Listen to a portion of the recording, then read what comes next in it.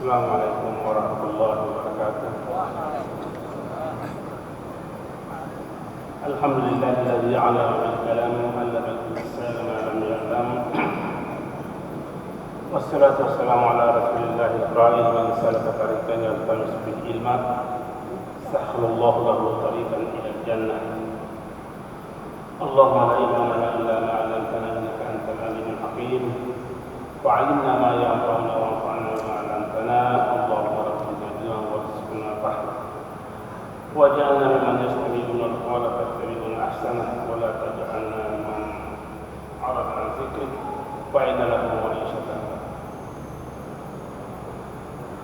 واجعلنا في ذلك الصالحين. Bapak-bapak dan ibu-ibu jamaah Masjid Raya yang kami muliakan,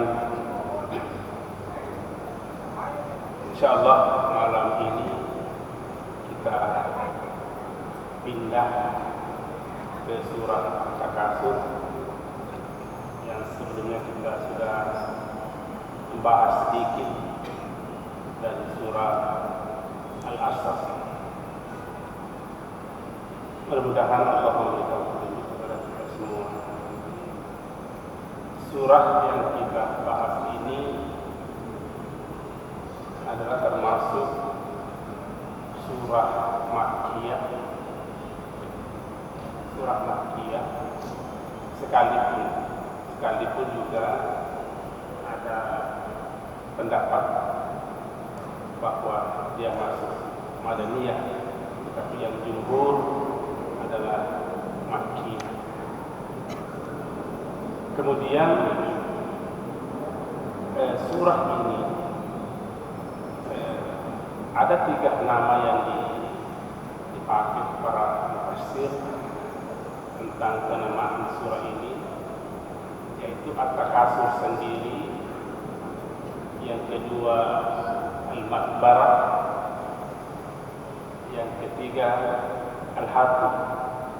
Ini 3 nama yang sering dipakai para ulama kita,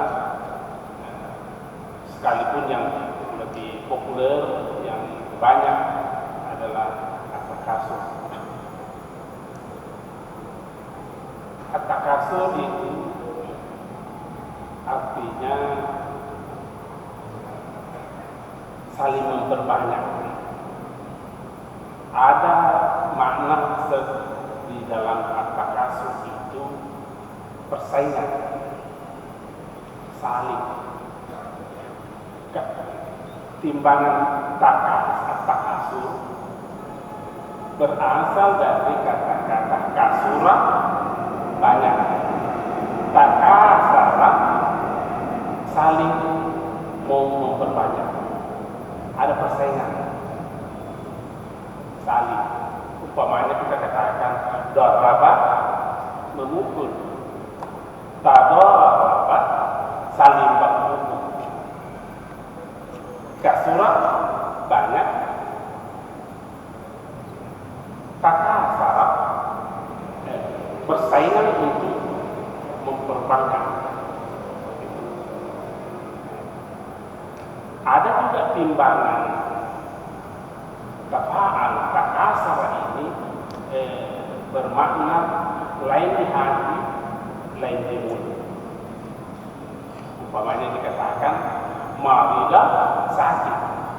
Tapi kalau dikatakan tamarada, nasibnya dia merasa sakit. Tamarada. Jadi itu anak kalau umpamanya biasa macam-macam, itu namanya tamarada, pura-pura sakit. Artinya ada kepalsuan, ya. Banyak makna timbangan-timbangan ini harus didalami sarafnya dulu. Tapi karena ini kita tafsir, tapi tafsir tidak boleh berangkat kalau tidak menguasai bahasa.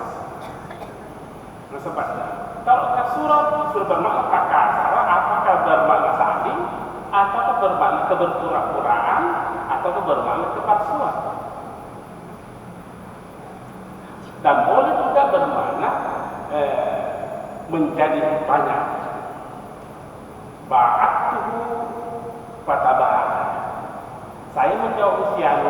dia menjadi hujab. Jadi banyak kandungan itu. Nah, sekarang kita lihat seperti apa makna yang dikandung oleh Al-Qur'an. Sebab turunnya ayat ini, surah ini, bukan ayat, surah ini ada budaya. Saya kira ini berlaku umum budaya ini, termasuk di negara Arab. Tapi di negara Arab ini yang subur budaya ini, saling mengangkat dirinya untuk persaingan dari segi banyak harta. Satu, saling mengangkat dirinya untuk persaingan kedudukan sosial, saling mengangkat dirinya untuk persaingan anak. Banyak persaingan. Saking serunya persaingan di sana ini, ada kabilah, 2 kabilah ini, sebab turun ini yang surah ini. Kabilah yang pertama itu namanya Bani Al-Haris, Bani Harisah. Bersaing keras dengan Bani Has. Ini 2 kabilah ini. Saling menantang. Berapa tahun untuk keluargamu kaya? Begitu. Berapa tahun keluargamu untuk punya jabatan kedudukan? Dia jawab oleh Bani Has, kau yang berapa? Tidak ada yang mau mengalah, karena masing-masing menganggap dirinya hebat. Sampai saking serunya di persaingan, dia pergi ke kuburan. Bilang ini kuburan berapa nih pahlawanmu di sini. Tidak cukup mempertengkarkan orang hidup, pergi mempertengkarkan orang mati. Berapa pahlawanmu dimakamkan di sini? Berapa orang kaya yang dimakamkan di sini? Itu kerjanya antara Bani Haris dan Bani Has. Nah, turunlah surah ini bahwa cara yang seperti itu cara yang tidak benar, saling ingin mengangkat diri dari segi kebanyakan harta. Banyak kisah-kisah yang seperti itu, tapi salah satu kisah yang lebih dominan oleh para mufassir ini, kisah ini Bani Harisah dengan Bani Has. Banyak kisah-kisahnya itu. Apakah lantas kita mau memahami surah ini, kata surah ini larangan kaya? Tidak. Apakah justru surah ini kita memahami Islam melarang kita memiliki kedudukan di abad baik? Tidak.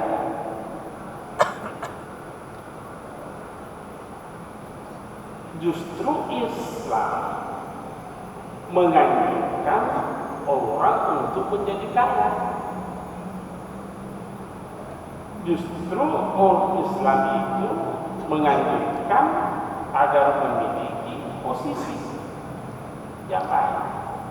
Cuma masalahnya hati-hati, jangan sampai di dalam pencarian keuangan harta itu ada sedikit terbesit di hati kita, ada persaingan, jadi takasur.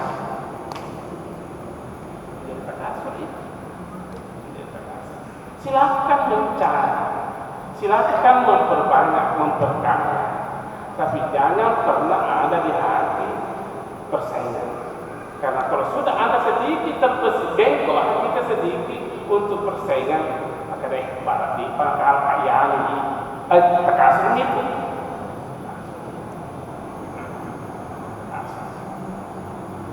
Kayaan waktu punya motor, Pak. Saya tidak mau berusaha, saya sudah takasur nih.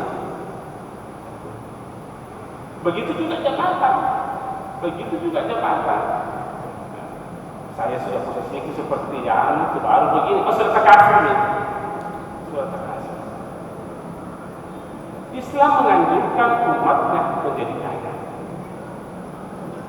Karena kalau ini masalahnya ada tahun menjadikan surah ini sebagai senjata untuk menyerang orang kaya. Sepertinya harus meninggalkan kekayaan itu. Islam tidak seperti itu. Jangan dijadikan senjata ini untuk menyerang orang kaya. Nanti orang Islam jadi miskin semua, mau apa? Justru seharusnya diarahkan mereka ini orang-orang kaya kita itu untuk memanage hatinya, untuk mengatur dirinya di dalam mencari kekayaan itu. Silahkan. Cuma itu jangan sampai ada sedikit rasa persaingan muncul. Ulama kita begini, carilah, ambillah sebanyak-banyaknya, tetapi jangan didasari karena rasa angan. Silakan ambil harta yang halal, cari harta yang halal, tapi dalam mencari harta itu jangan didasari karena sifat mengoat.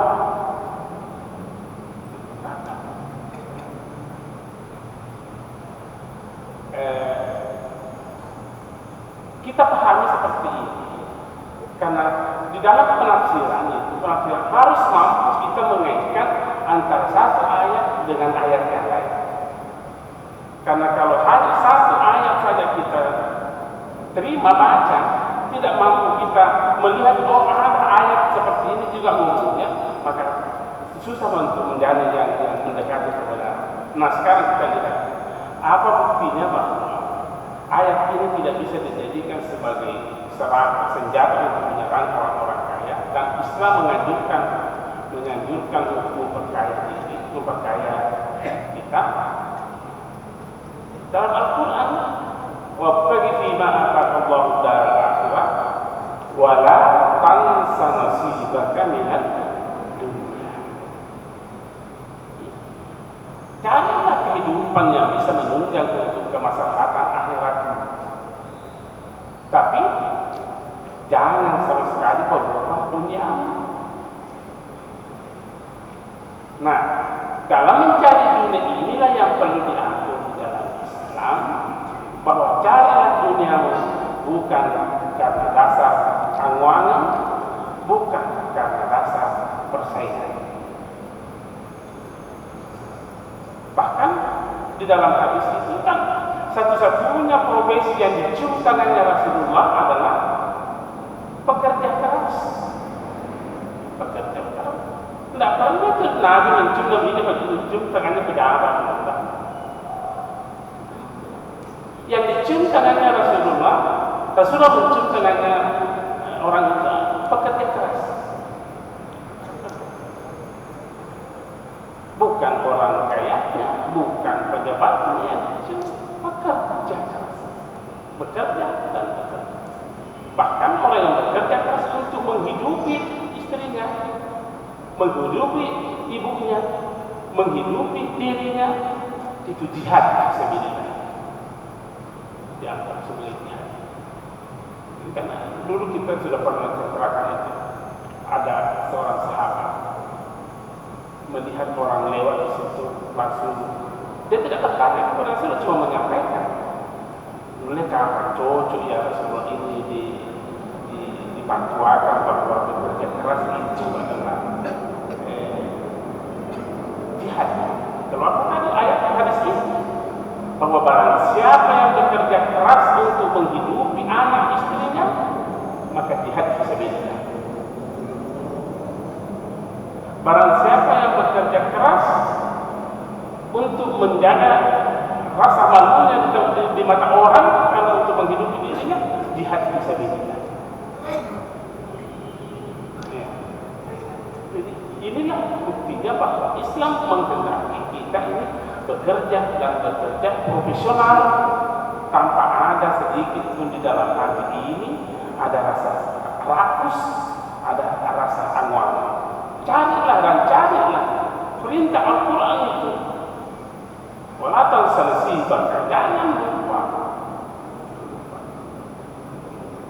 Bahkan di dalam hadis itu dikatakan kadal fakru an yakuna kufran.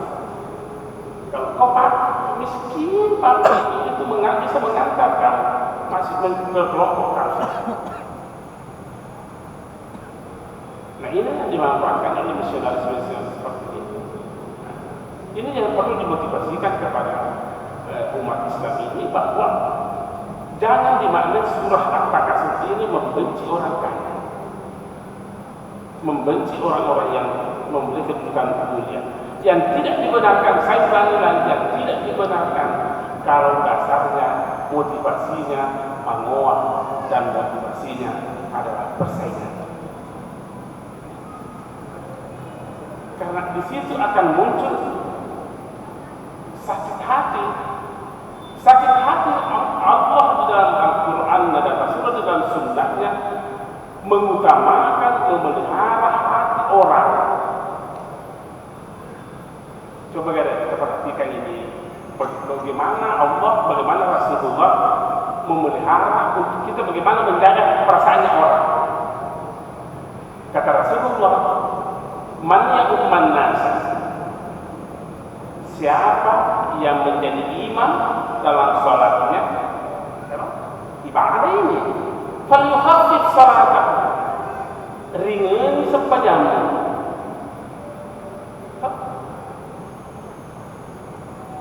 Pendekkan kita baca kalau kau menjadi imam. Untuk apa kata Rasulullah? Karena di belakangmu yang menjadi makmum boleh jadi ada orang sakit, boleh jadi ada orang punya kepentingan, boleh jadi ada orang yang macam-macam. Dalam ibadah sepertinya Rasulullah mengatakan, kalau semangatmu terlalu tinggi beribadah tapi kau imam, kurangi sedikit itu semangatmu. Lebih baik kau hargai perasaan orang.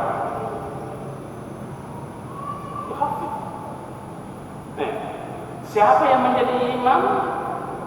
Falyuhaffif salatahu, kasih ringan itu sembahyangnya. Dia sholat bakal membaca. Kalau sendiri terserah, karena tidak ada perasaan yang perlu dijaga di situ. Tapi kalau menjadi imam, coba dalam salat saja Rasulullah ringankan ibadahmu, karena ada yang tujuan yang perlu tercapai, menjaga perasaan orang. Maka dia terpakai perasaan orang, dan itu susah. Nah, dalam penjagaan kata ini sangat bersentuhan dengan banyak perasaan, banyak bersentuhan dengan berbagai macam perasaan. Kita tidak tahu yang mana merasa baik, yang mana. Kalau begitu, ikhlaskan diri kita mencari apa yang sepantasnya. Kalau toh dalam kepercayaan kita dan kita sudah tulus ikhlas, profesional melakukan itu, dan ada yang mencari orang mana baru.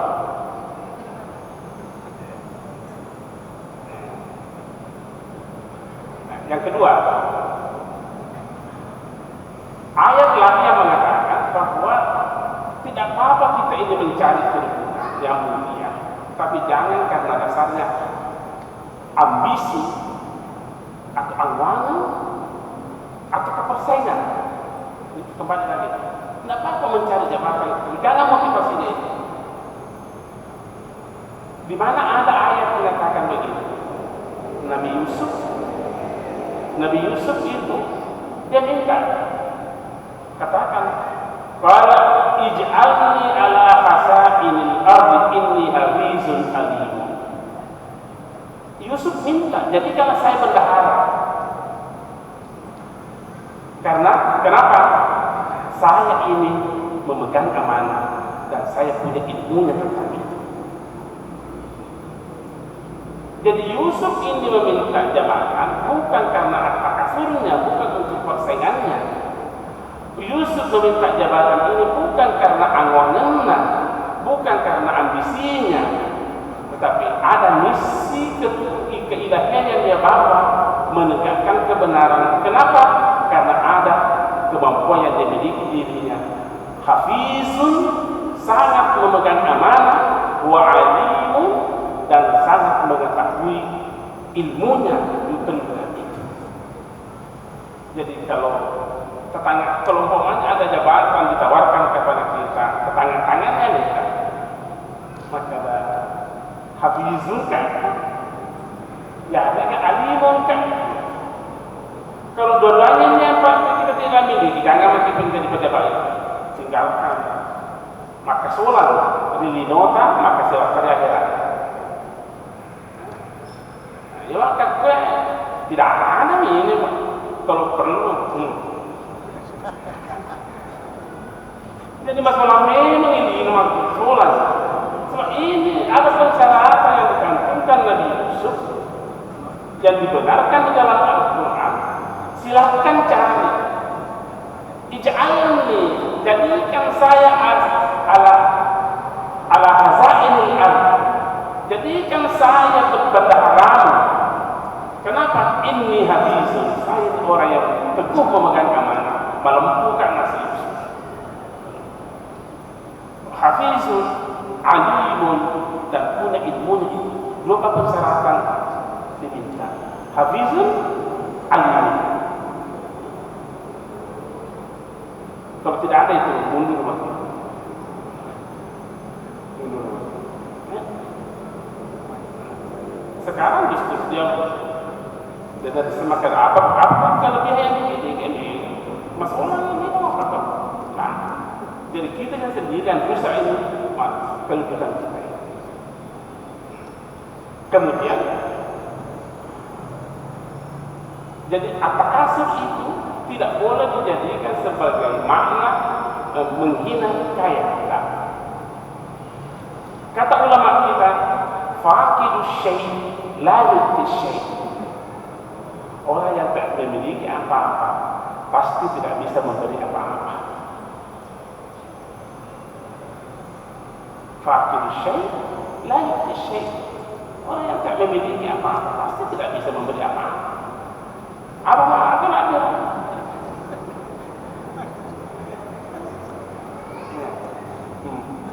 Inilah. Jadi kita lihat dulu at-takasur ini.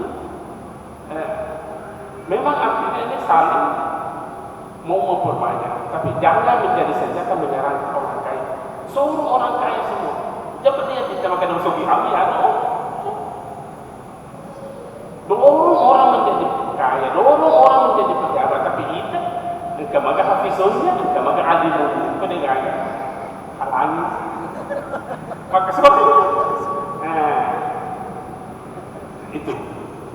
Sekarang, jadi kita sudah lihat nama surah ini, kemudian kita kandungan dari takasur itu. Nah sekarang kita lihat secara umum apa yang diceritakan, apa yang disampaikan di dalam surah ini. Mulai dari al-haqqul takasur hatta zurtumul maqabir sampai akhir ayat. Kalau di surah Al-Asri yang kita bahas kemarin itu membicarakan orang-orang yang merugi, maka dalam surah Al-Takasur ini sudah diberikan contoh. Inilah contoh orang yang merugi, yang suka takasur. Kalau di dalam surah Al-Asri kita menceritakan persoalan betapa pentingnya waktu untuk dimaknai waktu itu, maka di dalam surah Al-Takasur ini orang hanya mengisi waktunya untuk persaingan, mengisi waktunya untuk kerakusan, mengisi waktunya untuk keambisian. Contohnya waktu kan.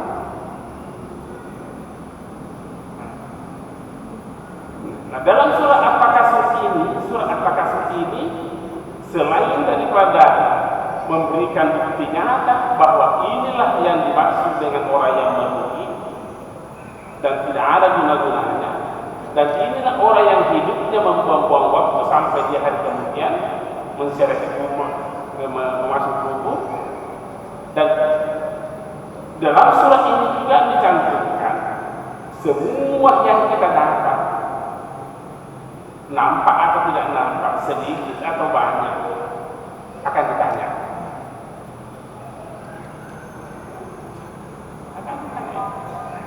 Kan tadi coba lihat ini indah itu Al-Quran memberikan.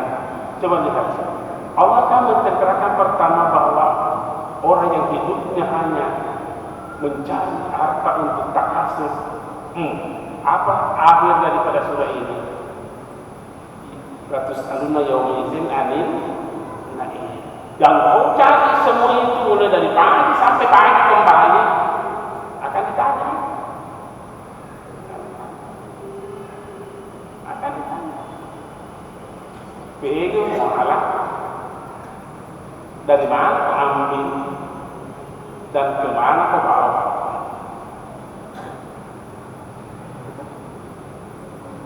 Jadi surah Al-Takasur itu yang pertama. Nah sekarang kita masuk di Al-Haqqah. Kata yang pertama di dalam surah Al-Takasur adalah Al-Haqqu. Surah yang pertama Al-Haqqu Takasur. Kata yang pertama adalah Al-Haqqum. Al-Haqqum itu dua kata.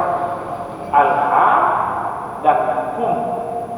Al-Haq artinya lalai, melalaikan.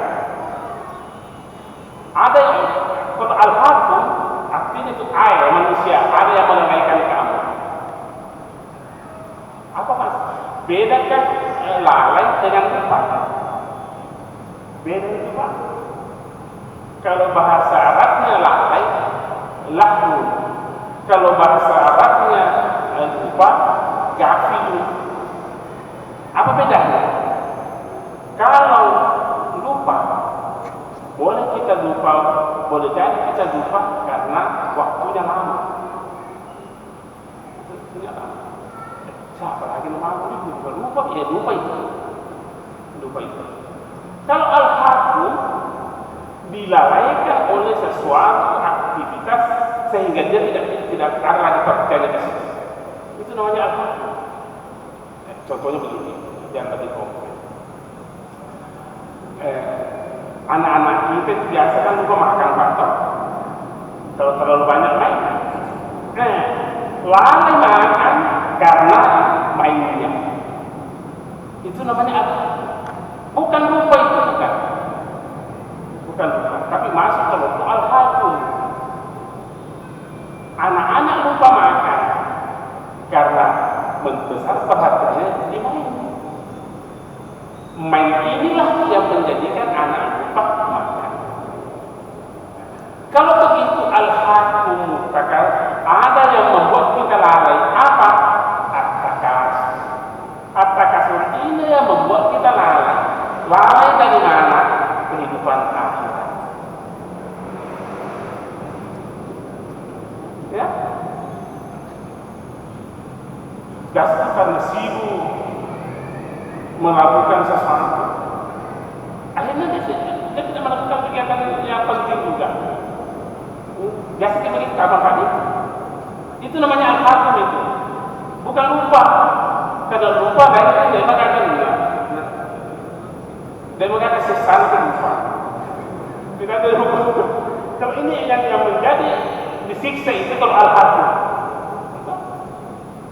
Orang puasa nandre kan biasa kita puasa tidak dilihat langsung dimakan. Tidak apa-apa, batal kok sama malu lain. Tapi kalau tidak puasa gara-gara ada aktivitas yang dilakukan dan dibuatkan lalu melakukan akhirnya karena ada sesuatu yang difokuskan, itu al-haqqum. Oh, pacarannya.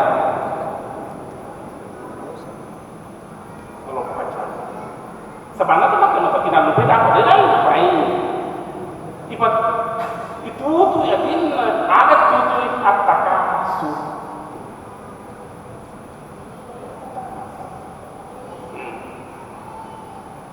Sehingga Allah menggunakan kata-kata al-haq, melalaikan. Apa yang melalaikan kamu?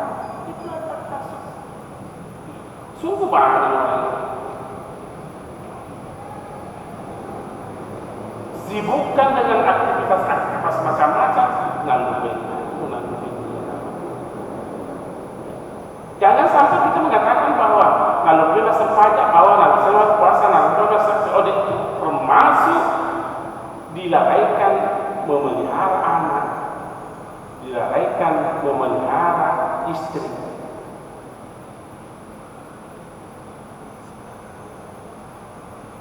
sibuk mencari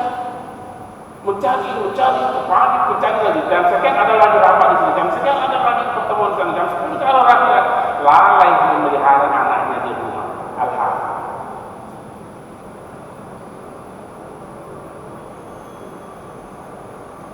Sibuk mulai dari pagi sampai pagi, padahal seru anak.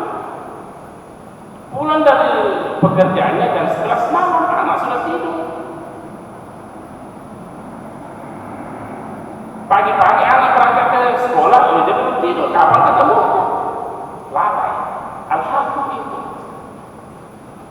Masuk kelompok alhamdulillah. Melalaikan itu. Dilalaikan. Dibuat dia meninggalkan sesuatu karena ada sesuatu yang paling dia perhatikan. Itu namanya alhamdulillah. Itulah makna kata-kata alhaakum. Kamu dilalaikan. Apa yang melalaikan kamu? At-takasur. Kita tadi kembali, apa itu at-takasur? Yang pertama, persaingan mencari harta, mencari jabatan, dan semacamnya persaingan. Apa yang dicari dengan nilai persaingan? Kalau ada nilai persaingannya di situ, ada persaingan di situ, itu masuk kelompok itu at-takasur. Satu. At-takasur dibangun dari mana? Keberpura-puraan. Izhar malaysa fi, menyampaikan sesuatu yang berbeda dengan kantor. Seperti tadi kamar pura-pura sakit. Itu jangan kepalsuan. Nah yang kita cari ini kalau seperti itu bukan karena dasar profesional, itu kepalsuan itu.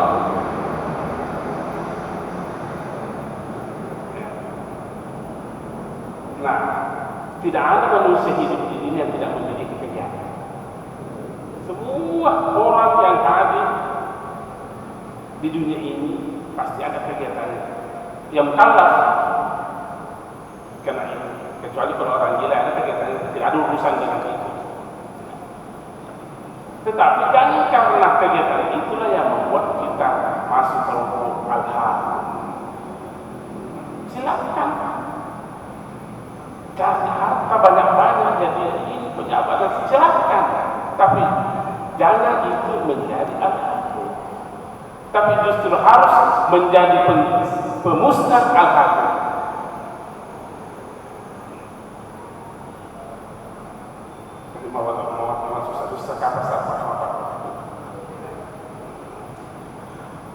Al-hakum takasur. Hatta zurtumul makabir. Itu makabir. Makabir kan terjemahannya begini. Kamu itu dilalaikan oleh sifat saling persaingan sampai ke bawah itu sifatmu itu meninggal. Hatta zurtumul makabir.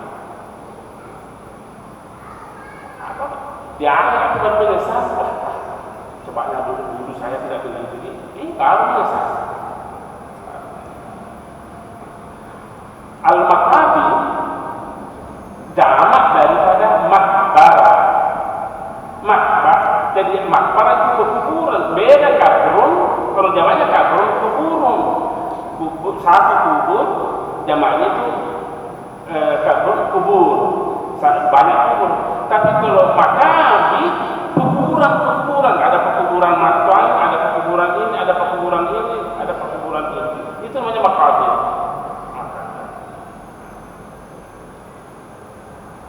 Dan kita tidak menyadari bahwa ada yang menanti kita makabi. Waktu di sana kita tidak tahu makabi di mana, apa yang pekuburan mana yang tunggu kita.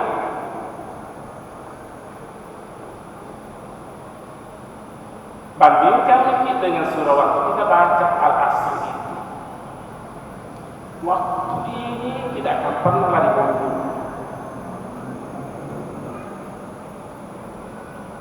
Jangan-jangan justru waktu ini yang mengantar kita sampai kepada penyesalan.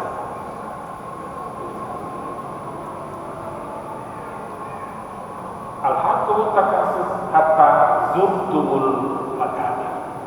Apa kata Tuhan? Kalla. Itu kalla.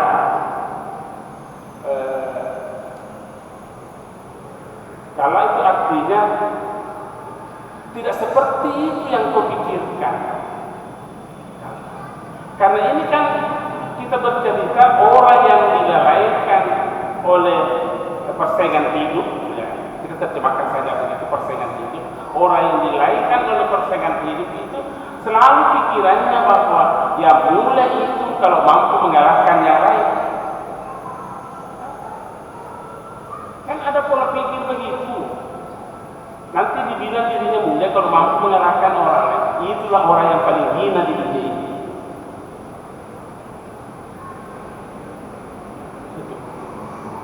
Kalau ada orang berperasaan seperti itu bahwa nanti dianggap hebat dirinya, kuat dirinya kalau mampu mengalahkan orang lain, maka itulah orang yang paling lemah dalam kehidupan.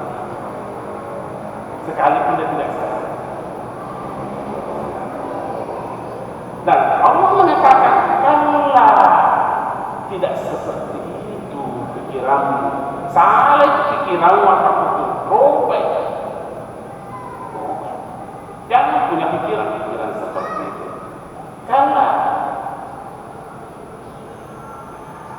indah memang itu kata aku coba. Allah mengatakan begini. Al-Hakim, kamu dilalaikan. Banyak itu. Kamu sekalian dilalaikan oleh sifat persaingan dalam kehidupan ini. Hatta sultul makamil, dan sifatmu itu kau bawa sampai ke liang kubur. Karena dulunya kau berpikir bahwa mengumpul harta untuk mengalahkan orang, mengumpul kedudukan, mendapat kedudukan untuk dianggap orang hebat. Salah kata, tidak begitu. Tidak begitu. Kan? Ini kata-kata Allah. Ini karena ini membantah persepsi pemikiran orang yang hidup dengan cara atas kasus.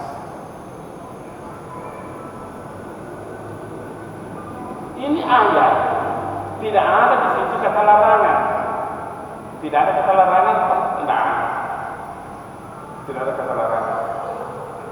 Kalau kita mau membaca ayat ini karena tidak ada dasar menafsirkan, tidak ada dasar yang kita pegang dari struktur bahasa Arab, maka ini bermakna larangan. Sudah coba, ada larangan di sini di surah ini? Di ayat pertama, tidak ada larangan. Al-Hakim takasur, kamu dilalaikan oleh sifat persaingan, al-kasur mul makanan, sampai kau masuk di dalam keberkalaan tidak seperti itu, tidak ada larangan. Tetapi kita pahami dalam konteks seperti ini, inilah larangan. Jadi jangan sampai nanti baru belajar ada modal sedikit bahasa Arab. Al-aslu fil nahi haram. Asal daripada larangan itu adalah haram. Ini tidak ada larangan, bahkan tidak haram. Oh, dia tidak paham konteks ayat. Ya. Karena yang dia hanya baca yang tersurat, tidak bisa membaca yang tersirat.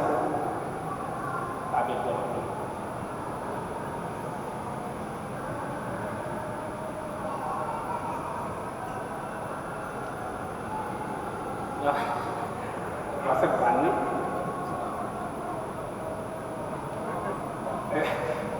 Ya, Pak Bupati tadi, iya, nanti mendevelopkan sini masih disambung bahwa baru kita tadi surat pertama, ayat pertama, kata surat kata, baru kalau sampai di kala insya Allah malam ini akan mudah-mudahan kita dipanggilkan umur kita oleh Allah sehingga kita bisa sampai membaca lebih banyak lagi. Allahumma salli wa sallim ala sayyidina Muhammadin fil awwalin wa salli wa sallim ala sayyidina Muhammadin fil akhirin wa salli wa sallim ala sayyidina Muhammadin fil mala'il a'la ila yaumiddin wa salli wa sallim ala sayyidina Muhammadin fi kulli waqtin wa hin.